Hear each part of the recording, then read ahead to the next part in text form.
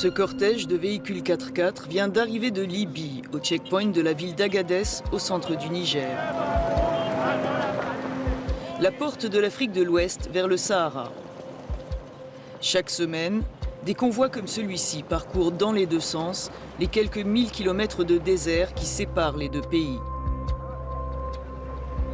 Après 5 jours de route, ces voyageurs sont épuisés. Beaucoup sont des travailleurs nigériens fuyant le regain de violence en Libye. Mais nombre d'entre eux sont des migrants venus d'Afrique subsaharienne. Quand on arrive là-bas, on enferme les gens. Quand on travaille, on ne paye pas les gens. Ce qui s'est passé, on ne peut pas tout raconter. On ne peut pas tout raconter parce que c'est tellement grave. Beaucoup ont tenté la traversée de la Méditerranée pour gagner l'Europe. On a payé seulement, mais on n'a pas allé, quoi. C'est ça. On nous a pris pour l'enfermer. Je veux rentrer chez moi maintenant. C'est ça mon espoir. Mohamed a organisé ce convoi. Cet ancien rebelle touareg dit être l'une des figures du business de la migration à Agadez. Une activité longtemps florissante qu'une loi contre l'immigration irrégulière a rendue illégale il y a 2 ans. Des projets financés par l'Union européenne ont été lancés pour compenser les pertes. Pas question pour autant pour Mohamed de renoncer à son unique gagne-pain. Je suis passeur, même maintenant je suis passeur. Parce que j'entends en ville, on dit qu'on nous donne quelque chose pour qu'on laisse ce travail. On ne nous a rien donné. Et c'est le travail là, on ne connaît rien à part ça. Direction Agadez. Ces dizaines de véhicules ont été confisqués aux passeurs appréhendés par la police. Un symbole de la lutte contre l'immigration irrégulière, mais cela passe mal auprès de la population locale. Depuis la mise en œuvre de la loi, l'économie tourne au ralenti. Les voyageurs en partance pour la Libye représentaient autrefois une manne pour Oumarou. Mais les clients se font rares. Salam alaikum. La fermeture de mines aurifères dans la région n'a rien arrangé. Avant, on vendait 400 ou 500 bidons chaque semaine. Et on envoyait aussi des bidons à la mine.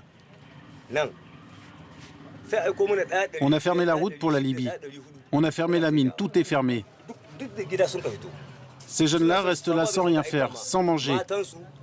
S'ils se lèvent le matin, qu'ils se couchent le soir, sans rien manger, qu'est-ce qui va les empêcher un jour d'aller voler quelque chose ?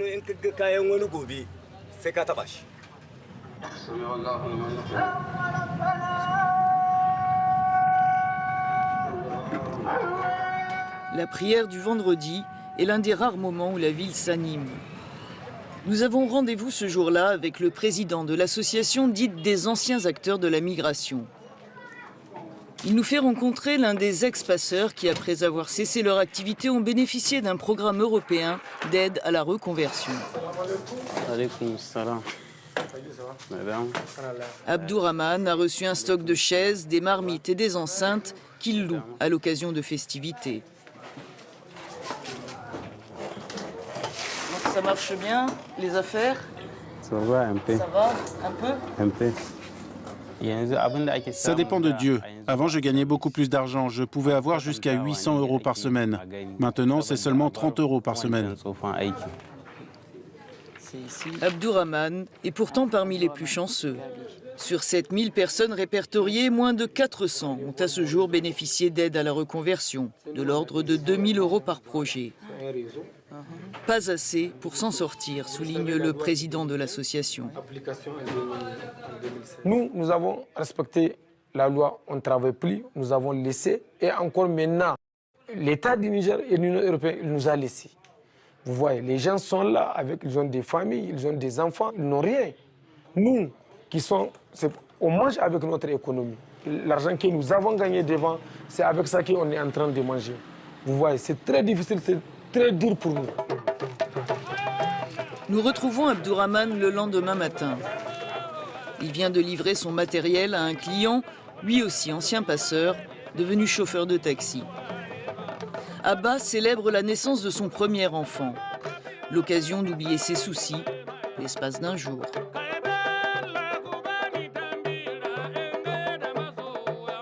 Puisque c'est une journée très merveilleuse pour toi, quoi. tu vas enforcer ton cœur pour avoir des chaises pour que au moins les gens, même s'il n'y a rien, qu'ils peuvent s'installer s'ils viennent chez toi.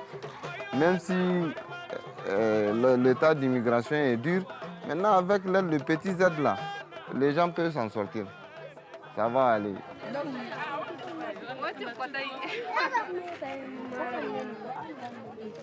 Salut, bonjour. On appelle ces enfants les talibés, des enfants des rues. La fête est l'occasion pour eux d'avoir de la nourriture. Et depuis la mise en œuvre de la loi contre l'immigration irrégulière, ils sont de plus en plus nombreux à Agadez. L'Union européenne s'est engagée à consacrer plus d'1 milliard d'euros à l'aide au développement dans un pays classé comme l'un des plus pauvres au monde.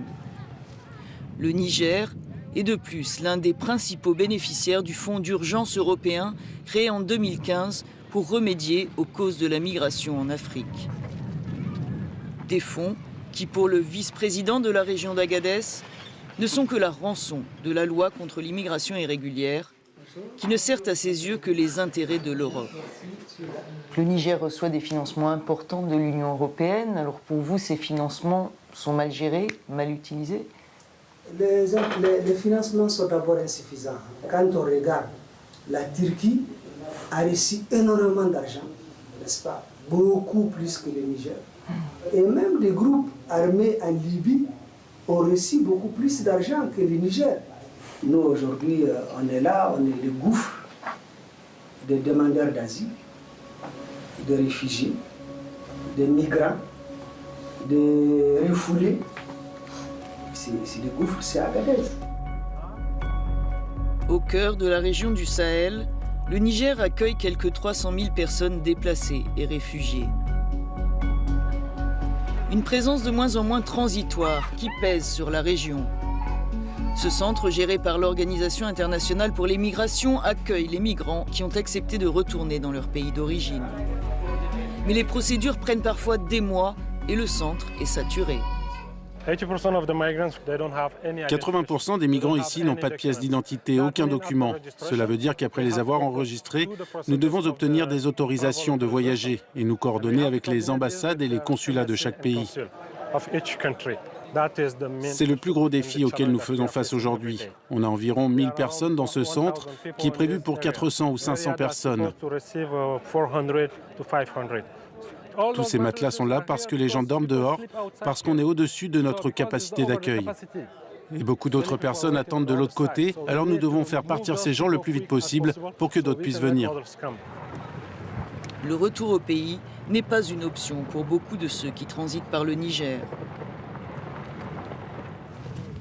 Parmi eux, plusieurs centaines de Soudanais pris en charge par le Haut Commissariat aux réfugiés de l'ONU, le HCR. Beaucoup ont fui le conflit du Darfour puis les exactions des centres de détention libyens. Certains attendent depuis des mois une réponse à leur demande de statut de réfugié. Bader Erdine rêve de pouvoir compléter ses études de vétérinaire en Occident. Depuis que j'ai fini mes études, j'ai pratiquement perdu la moitié de ma vie à cause des guerres, de mon départ du Soudan vers la Libye.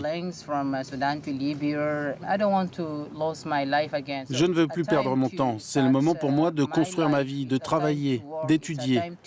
Alors rester au Niger pour rien ou pendant très longtemps, ce n'est pas bon pour moi. Mais la seule perspective à court terme pour ces hommes, c'est d'échapper à la promiscuité de ce centre d'accueil. Face à l'afflux de candidats à l'asile, le Haut Commissariat aux réfugiés a ouvert un autre site à l'extérieur de la ville. Nous y rencontrons Ibrahim, lui aussi soudanais, passé par les camps de réfugiés du Tchad, puis la Libye. Il a 20 ans. C'était vraiment très difficile, mais Dieu merci, je suis vivant toujours. Je peux dire vraiment, puisqu'on ne peut pas retourner chez nous, alors on cherche l'endroit où un peu favorable pour être en bonne sécurité et puis avoir surtout quand même une petite chance dans la vie.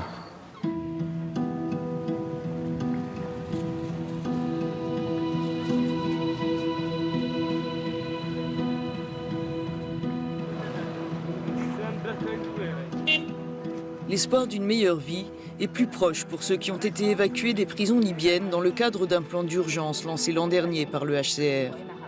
Accueillis à Niamey, la capitale nigérienne, ils doivent être réinstallés dans des pays tiers. Après avoir fui leur pays, la Somalie, ces femmes ont subi la torture dans les centres de détention libyens. Elles attendent un laissez-passer pour la France. Il y a beaucoup de problèmes dans mon pays, mais j'ai eu mes propres problèmes. J'ai de graves blessures au ventre. La seule raison pour laquelle j'ai quitté mon pays, c'était d'échapper à ces problèmes et aller dans un endroit sûr où je puisse trouver de l'espoir. Les gens comme moi ont besoin d'espoir. Une dizaine de pays, la plupart européens, se sont engagés à accueillir quelques 2600 réfugiés évacués de Libye vers le Niger.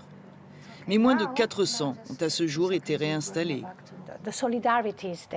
La solidarité est là, mais il faut aussi qu'il y ait un sens de l'urgence qu'il y a à les réinstaller, à les accueillir dans les pays qui ont accepté de leur offrir l'asile. C'est important d'éviter cette longue attente au Niger et de leur permettre d'aller de l'avant. La lenteur des pays d'asile à respecter leurs engagements a déçu le gouvernement nigérien. Mais ce que déplore avant tout son ministre de l'Intérieur, c'est un manque de clairvoyance de l'Europe pour endiguer l'immigration irrégulière. Je suis plutôt favorable à un contrôle, mais je suis surtout favorable au fait que les pays européens se concertent pour promouvoir une autre relation avec les pays africains basée sur la délivrance de visas sur la base, franchement, des besoins qui peuvent être exprimés par les entreprises en Europe. C'est parce que ce travail ne se fait pas bien qu'on a fini par accepter que la migration possible, c'est la migration illicite. Estimé de 5 à 7 000 par semaine en 2015, le nombre de migrants en partance vers la Libye a été divisé par 10 selon les autorités nigériennes. Mais le trafic se poursuit sur des voies détournées de plus en plus dangereuses. Le désert, dit-on à Agadez, est devenu plus meurtrier que la Méditerranée. Nous rencontrons l'un des passeurs qui, faute d'alternative, dit-il, a repris ses activités, même s'il risque des années de prison. Cette loi, c'est comme si on nous avait rassemblés et mis des couteaux sous la gorge pour nous égorger. Certains ont été enfermés, d'autres ont fui le pays, d'autres ont tout perdu.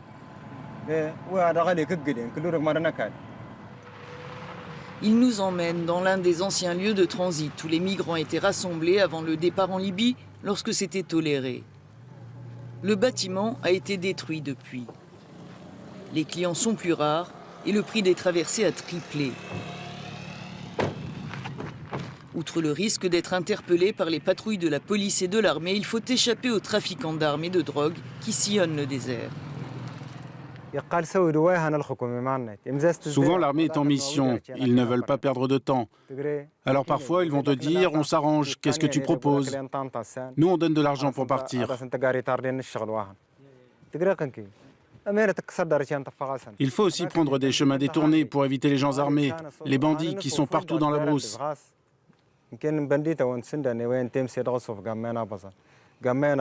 C'est plus long et c'est plus dangereux. On sait que c'est dangereux. Mais chez nous, le plus grand danger, c'est de ne pas pouvoir nourrir ta famille.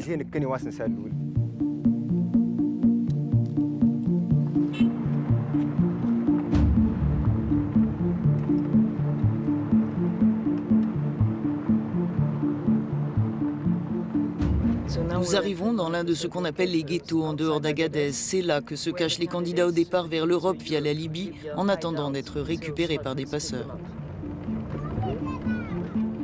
On nous indique une maison où un groupe de jeunes attend que leur voyage soit organisé par leurs passeurs.